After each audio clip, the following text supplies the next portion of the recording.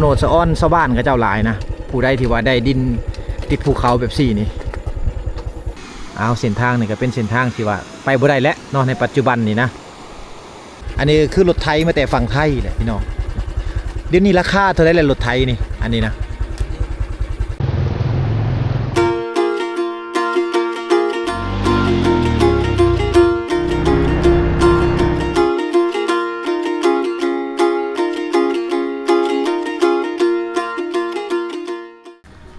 กราบทักทายสบายดีสวัสดีพ่อแม่พี่น้องเมื่อสุขุสุขคนคือเก่ายินดีต้อนรับทุกคนเข้าสู่ช่องบ่าวโหนดพะเลาะพี่น้องเอา EP นี่วิดีโอนี่บ่าวโหนดก็ได้พาพ่อแม่พี่น้องมาที่เมืองสมุยแขวงสารวัตรแล้วพี่น้องเอ้ยเนาะ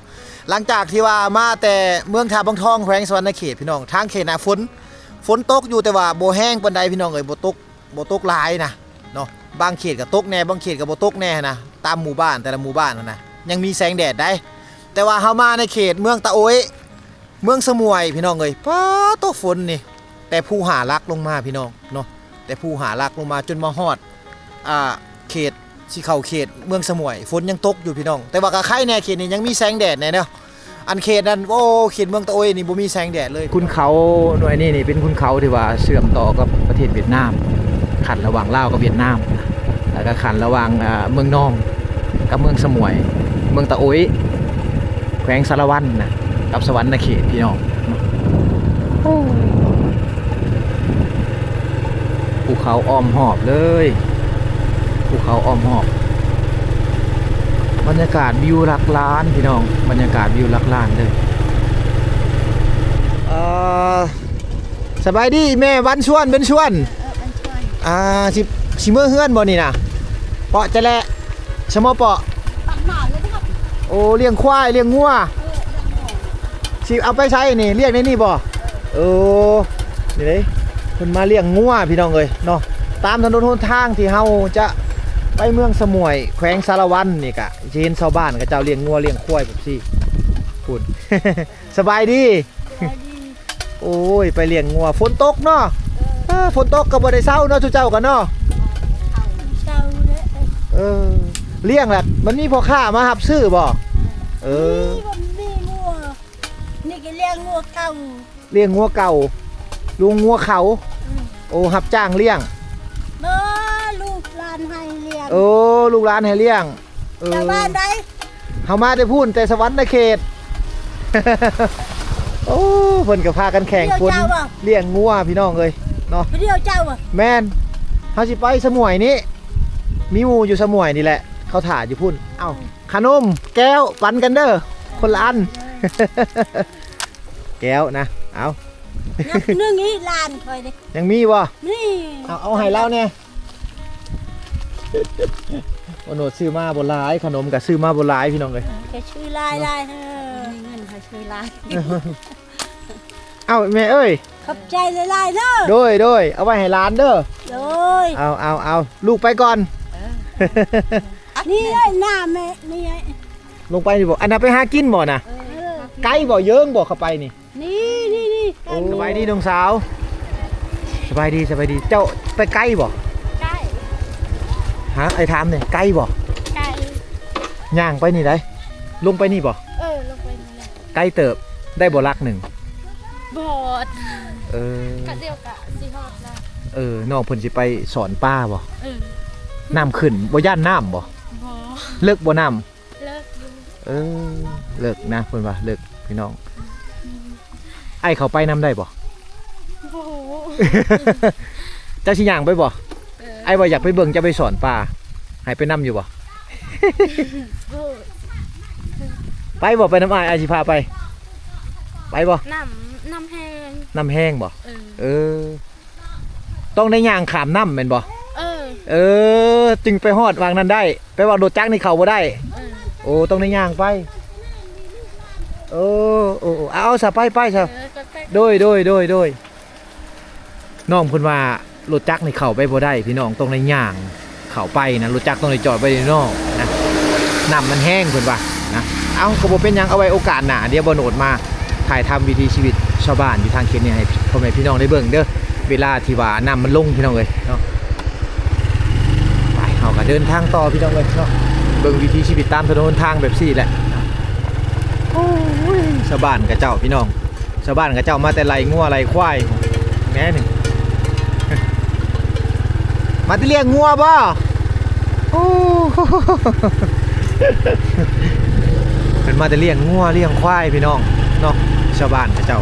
โอ้วิถีชีวิตยามแบบซี่นี่กะสิเป็นวิถีชีวิตอีกแบบหนึ่งนะอยู่ทางเขตนี่พี่น้องเนาะ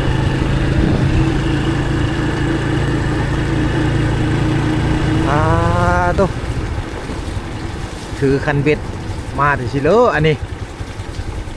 สบายดีสบายดีสิไปสิเลอไปหากินบ่โอ้ไปสิดเบ็ดไปผุนพี่น้องป้าเพิ่นสิไปสิดเบ็ดนี่นะไปหาอยู่หากินนะ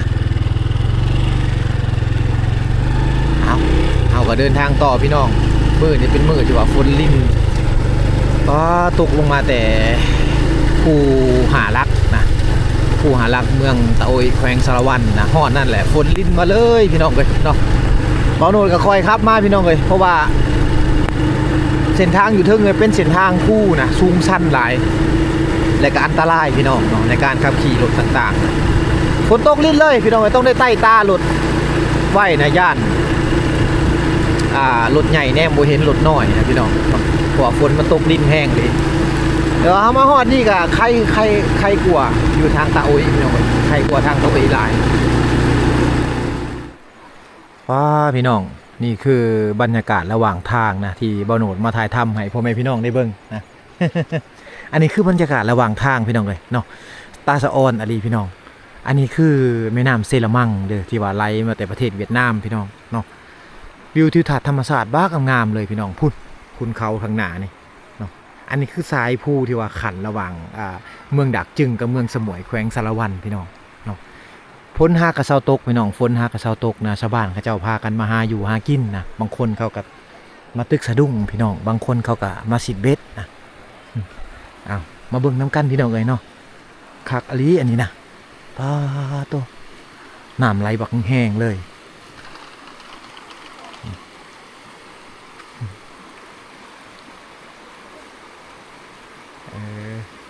โอ้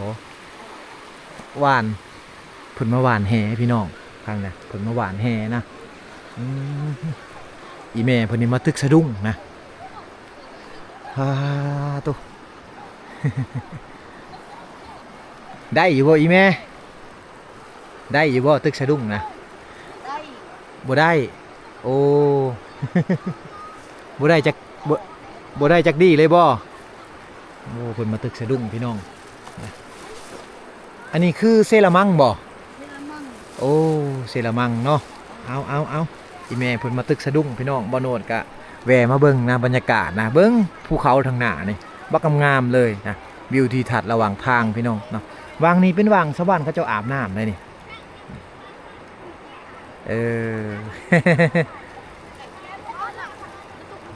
ยังบ่ทันได้จักโตบ่อีแม่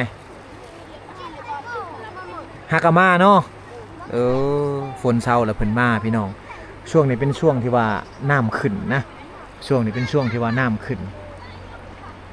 ฉะนั้นจะมีปลาหลายพี่น้องนะในช่วงนี้แต่ว่าอีแม่เพิ่นฮากามากระดุ้งเพิ่นนี่น้อยเนาะ สะดุ้งนะทางบ้านบ่โนดก็ห้องว่าสะดุ้งตึกสะดุ้งทางไทยเพิ่นจะห้องว่ายกย่อแม่นบ่พี่น้องแม่นบ่เนาะเอาบ่ง่ายเลยพี่น้องเอ้ยเนาะหากอยู่หากินอยู่ทางเขตชนบทนะถึกได้ปลาหลายก็ดีไปพี่น้องนะถ้ายามใดมาตึกสะดุ้งเลยปลาบ่หลายก็โอ้ก็บ่ได้กินแล้วพี่น้องเนาะโอ้ยังบ่ได้จักโตบ่อีแม่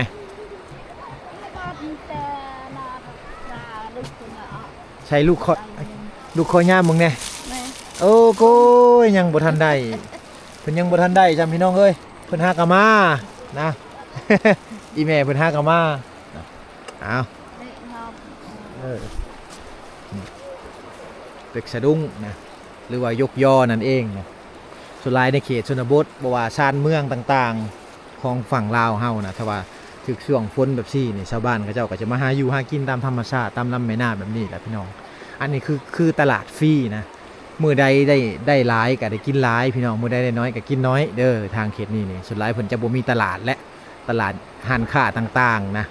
เป็นซูเปอร์มาร์เก็ตบ่เป็นห้านค้าใหญ่ๆบ่อยู่ทางเขตนี่จะบ่มีพี่น้องเนาะการหาอยู่หากินก็คือเห็นนะตามธรรมชาติแบบซี่พี่น้องเนาะตามธรรมชาติแบบซี่นะอยู่กับธรรมชาติพี่น้องหาอยู่หากินกับธรรมชาติภูเขาต่างๆนี่ก็เป็นวังเฮ็ดไร่เฮ็ดสวนแล้วก็เป็นวังหาอยู่หากินของชาวบ้านเขานำพุ่นทางนั้นเพิ่นก็งมอยู่พี่น้องเนาะเพิ่นมาหวานแหนะทางนั้นนะหวานแหแม่น้ำเซรามังนะอยู่ทางเขตนี้ส่วนหลายก็สิเป็นแม่น้ำสายหลักๆของชาวบ้านเขาเจ้าไว้หาอยู่หากินต่างๆไว้อาบน้ำนะน้ำดื่มนะแต่สมัยก่อนก็ดื่มน้ำอยู่นี่แหละพี่น้องเลยเนาะสบายดีมาแต่สวนบ่มาแต่เชียงรายสิไปหากินบ่นี่ บ่ไปตัดหมากกระโพด บังข้าวโพดตัดหมากสาลี แม่ โอ้เพิ่นจะไปตัดหมากสาลีพี่น้องเยิ้งบ่ไกลบ่ ไก่ ใกล้ๆนี่กำลังไปเนาะอ้าวไป สบายดีเนาะ โดยพุ่นพาลูกพาหลานพี่น้องเลยเนาะไปตัดหมากข้าวโพดนะทางนี้จะห้องหมากสาลีเด้อหมากสาลีหมากข้าวโพดนั่นแหละพี่น้องเลยเนาะอันนี้คือของกินหลินของเด็กน้อยค่ะเจ้านะลูกๆหลานๆก็ไปน้ำพ่อน้ำแม่พี่น้องเนาะไปนำกันเป็นครอบครัวเป็นพี่น้องญาติพี่น้องกันก็ไปนำกันพี่น้องเนาะเอาเขาก็เดินทางต่อพี่น้องเลยกะยังบ่แห้งวันได้พี่น้องไปนำอันนี้คือเซรามังพี่น้องเนาะแม่น้ำเซรามังที่ว่าจะไหลไปใส่เซรานองนะแม่น้ำอันนี้คือแม่น้ำเซรามังพี่น้องเนาะเป็นแม่น้ำที่ว่าจะไหลไปใส่เซรานองเด้อนี่อันนี้คือแม่น้ำเซรามังช่วงนี้น้ำกำลังขึ้นพี่น้องน้ำกำลังมาฝนตกลิ้นแบบซี่เนี่ยโอ้อีกจักน้อยกันน้ำขึ้นน้ำท่วมแล้วพี่น้องเลยเนาะทางนี่เขาเจ้าเลี้ยงควายเลี้ยงงัวเด้พี่น้องอาชีพหลักๆของชาวบ้านเขาเจ้าอยู่ทางเขตนี้ก็สิเลี้ยงควายนี่แหละพี่น้องเลยเนาะสัตว์เลี้ยงต่างๆนะนี่โอ้ยควายตัวนี้เขามันเป็นอันนี้ปะ นี่อันนี้คือสัตว์เลี้ยงของชาวบ้านเขาเจ้าพี่น้องเนาะอันนี้คือธนาคารครอบครัวนะครอบครัวแต่ละครอบครัวนี่ต้องมีแหละพี่น้องเลยเนาะมีควายแบบซี่มีควายมีงัวมีแบะพี่น้องทางเขตนี้เขาจะเลี้ยงขายกันก็เลี้ยงไปตามนี่แหละพี่น้องเลยเนาะเลี้ยงไปตามถนนหนทางนะแต่ว่าเจ้าของตรงไหนนำมาเบิ่งได้เพราะว่าช่วงนี้เขาเจ้าปลูกเขาเขาต้องได้มาเบิ่งงัวควายเขาเจ้าสัตว์เลี้ยงเขาเจ้าเลยบ่ให้กินของเครื่องปลูกเอาตอนนี้บ่าวโหนดมาฮอดแล้วแม่น้ำเซรามังบ่แม่น้ำอันนี้พี่น้องโอ้เด็กหน่อยลิดน้ำเสยพูดเขาระบย่านเนาะโตน้ำแห้งกะลีนี่สบายดีโอ้บันชวนจะมาเลี้ยงงัวบ่เลี้ยงควายอยู่เทิงฮะควายจะบ่นะนี่แค่มาทางเพิ่นมาเลี้ยงควายพี่น้องอันนี้น้ำเซรามังบ่อีพ่อเจ้าปลาตัวแห้งแท้เนาะแห้งในคันว่าตัวมันแห้งคันเดือนเก่านี่แห้งมันทั่วมดนี่ปลาทั่วมันทงอันนี้ทั่วมดทอดพุ่นแล้วตรงชิงพุ่นปลาหน้าแค่นี้แม่นบ่เรือแล้วท่วมหมดเลยแถวนี้มันหน้ามันชวนมันทั่วมดมันแถวทงอันนี้ทงชิงโอ้อันนี้ก็โอ้ยมาบ่เรือดอกตัวนี่ตัวเขาเครื่องปลูกนี่เนาะปลูกมันต้นมันเป็นแบบนี้ทุกปีบ่น้ำแห้งแบบนี้ทุกปีบ่มี2-3 ปีเทื่อนึงหรือ8-9 ปีเทื่อนึงมันท่วมหมดฮอดหนทางหูบ่ฮอดทางย่างเพิ่นฮอดทางย่างหูมันท่วมกันว่าหรือ9 ปีบ่หรือ10 ปีเทื่อนึงมันท่วมฮอดทางย่างหรือ8 ปีหรือ9 ปีอิงตามนะน้ำแห้งได้พี่น้องเลยอันนี้คือเซรามังอันนี้ปกตินี่เขาขามได้ไปได้เนาะน้ำมันข่อยนี่เนาะงานนี้นะครัวจมเขาอันนี้ครัวจมเนาะของการเยอรมันเนี่ยช่วยล่าโครงการเยอรมันมาซอยล่าน้ำแห้งอะไรพี่น้องอันนี้คือครัวจมนะปกตินี่ถ้าว่าบ่มีน้ำหลายชาวบ้านเขาเจ้าจะใช้เส้นทางเส้นนี้เป็นทางสายลักๆที่ว่าเขาเจ้าขามไปบ้านเขาเจ้าเพราะว่าอยู่ภาคเบื้องนั้นเนี่ยมีประมาณ4-5 บ้านหรือว่าเกือบ10บ้านพุ่นเลยพี่น้องเนาะอยู่นำกันภาคเบื้องนั้นนะแต่ว่าช่วงนี้เขาเจ้าบ่ได้ขามทางนี้แล้วเขาจะไปพุ่นบัดนี้นะเขาจะขึ้นไปอีก ตามทางถนนใหญ่นะมันจะมีเส้นทางเขาไปต่างหากเพราะว่าทางเขตนั่นจะเป็นเส้นทางไปสวนกล้วยจีนพี่น้องเลยเนาะเอาเส้นทางนี่ก็เป็นเส้นทางที่ว่าไปบ่ได้แล้วเนาะในปัจจุบันนี่นะไปบ่ได้แล้วพี่น้องเลยเนาะในปัจจุบันก็คือเห็นนะน้ำมันท่วมหมดเลยบางนั้นแห้งแล้วเลยนะนี่แหละบางครัวจมไปพี่น้องจนหอดขามไปพูดเลิกเติบพี่น้องเลยลูกๆหลานๆเด็กน้อยอยู่ทางเขตนี่เขาบ่ย่านน้ำนะแนมเบิ่งไกลๆพี่น้องเขาลินน้ำอยู่พวกเนาะเขาอยู่กับน้ำนะเขาเกิดอยู่กับน้ำพี่น้องเลยลอยน้ำเป็นแต่น้อยๆพวกเขาเลยบ่ย่านน้ำนะน้ำบักแห้งได้นี่สำหรับเฮานี่โอ้บกเป็นตาแหละพี่น้องเอ้ยน้ำบักแห้งแบบนี้นี่โอ้แห้งอะลีน้ำนี่นะแห้งย่อมหาว่าน้ำนี่แห้งหลายวิวรักร้านกับบรรยากาศเฮือนซานของเขาวิวรักร้านอะลีพี่น้องเนาะบรรยากาศแบบนี้นี่ฝนตกลิ้นคักขนาดนะ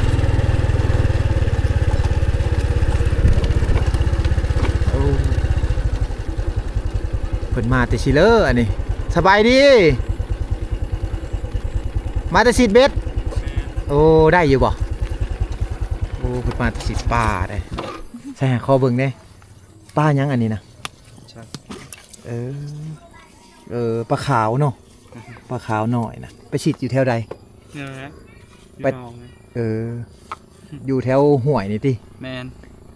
ไปแต่เช้าบ่บออะไรกี้นี่แมน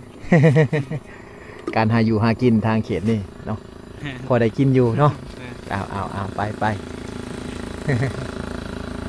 เพิ่นมาแต่หากินพี่น้องเนาะมาแต่สิดเบ็ดนะ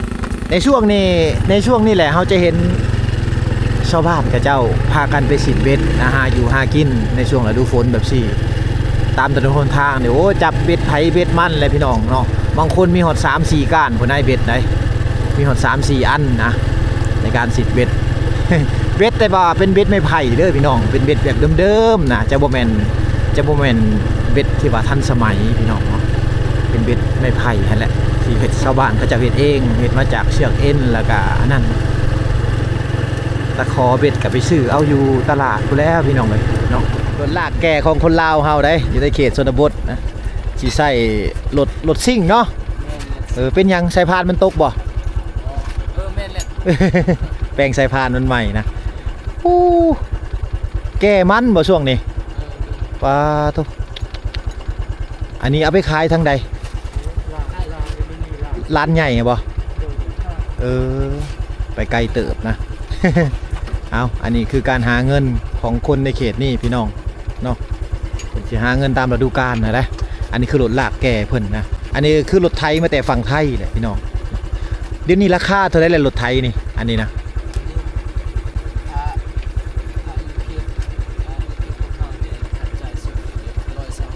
125 ล้านโอ้200,000 กว่าบาทโอ้ แห้งสุดแล้วเนาะตัวนี้เนาะ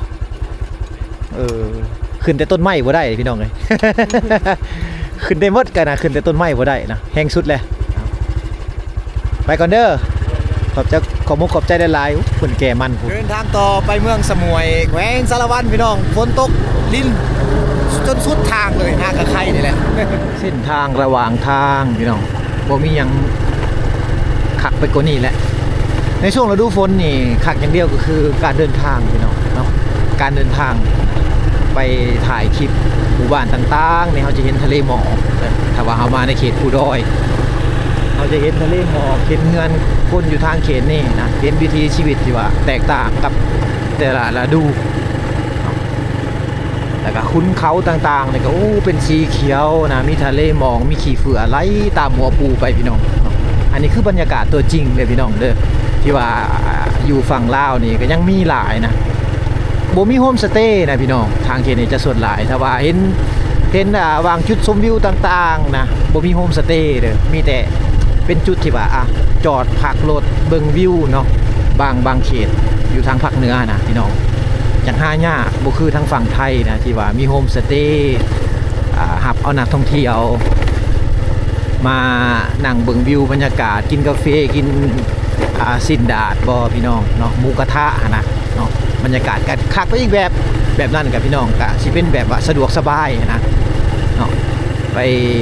พ พาครอบครัวไปเที่ยวนะแต่ว่าอยู่ฝั่งลาวเฮานี่โอ้ยบรรยากาศนี่อยู่ตามถนนแบบซี่แหละพี่น้องเนาะอยู่ตามถนนหนทางแบบซี่แหละบรรยากาศขุนเขาภูเขาทะเลหมอกพี่น้องเว้ยแต่ว่าไปขี่รถใหญ่มากครับรถใหญ่มากอะจอดเบิ่งวิวธรรมชาติพี่น้องเนาะเวลาที่อันนั้นนะเวลาที่ขึ้นไปทางภาคเหนือนะเขาจะเห็นดอกวิวภูเขาธรรมชาติต่างๆแล้วจะมีวางเว้นให้รถจอดนะพี่น้องหลายคนก็เคยไปนะพี่น้องฝั่งไทยก็เคยไปบ่ว่าจะเป็นซ้ำเนื้อบ่พี่น้องลงพะบ้างบ่เนาะหรือว่าวังเวียงต่างๆนะขึ้นไปทางเขตเหนือหน่อยนึงนะหรือว่าภูเก้าลักต่างๆพี่น้องก็สิมีจุดเช็คอินนะจุดแหวะเบิ่งวิวบรรยากาศก็คือแบบซี่นี่พี่น้องเนาะสะอ้อนหลายพี่น้องเอ้ยอยู่ทางเขตนี่บ่โนดสะอ้อนชาวบ้านกับเจ้าหลายนะผู้ใดที่ว่าได้ดินติดภูเขาแบบซี่นี่หม่อยสะอ้อนเขาได้เบิ้งพี่น้องบรรยากาศขุนเขาภูเขาทั้งเมิดเลยนะอันนี้คือไห่คือสวนของชาวบ้านกับเจ้านี่ปลูกข้าวให้พี่น้องตามแคมทางแบบซี่เนาะปลูกมันต้นนะบางคนเขาก็ก้นได้เริ่มก้นไปขายเลยพี่น้องมันต้นในช่วงนี้เนาะชาวบ้านกับเจ้าจะค้าขายตามฤดูกาลนะส่วนหลายกับสินค้ากสิกรรมทางเขตนี้ก็สิเป็นมันต้นเลยพี่น้องเนาะเป็นมันต้นเป็นยางบงพี่น้องเป็นยางบงเป็นแขมนะแขมก็คือยอดไม่กวดไม่ฟอยนะก็ยังมีอยู่ทางเขตนี้นอกจากนั้นก็เป็นการเลี้ยงสัตว์พี่น้องเลี้ยงสัตว์เลี้ยงงัวเลี้ยงควายเลี้ยงแบะเลี้ยงสัตว์เลี้ยงต่างๆขายนะให้กับพ่อค้าที่ว่ามาหับสื่อเอาเนาะนี่แหละพี่น้องเลยนี่บรรยากาศโอ้บรรยากาศภูเขาอ้อมหอบเลย360องศาพี่น้องเนาะอยู่ท่ามกลางขุนเขานะ360องศาอยู่ท่ามกลางขุนเขาเลยโตงามเบาโนดบอกเลยว่าวิวนี่วิวลักล้านนะอยากให้หลายๆคนมาหลิดมาเที่ยวอยู่ทางเขตเมืองสมุยแขวงสารวันพี่น้องถ้ามาในช่วงนี้จะได้เห็นวิวธรรมชาติแบบซี่ถ้าว่าไผมักแอดเวนเจอร์แนะนำมาช่วงนี้พี่น้องนะถนนหนทางนี่ก็อยากแอดเวนเจอร์หน่อยนึงนะจะมีวังเป้เพ่แน่หรือว่าไผมักเส้นทางที่ว่าโหดแน่พี่น้องเนาะก็สามารถลัดไปได้เส้นทางเช่นนี้ลัดแต่เมืองกระลึมไปหาเมืองดักจึงได้พี่น้องเส้นทางมันจะโหดแน่เส้นทางเช่นนี้นะนี่คือวิวตัวจริงเด้อที่บอโนดมาถ่ายทำให้พ่อแม่พี่น้องได้เบิ่งนะบอโนดก็สิเดินทางต่อเลยพี่น้องนะจนไปฮอดบ้านตุ้งแต้งพุ่นแหละพี่น้องเนาะจนไปฮอดบ้านตุ้งแต้งพุ่นแหละมื้อนี้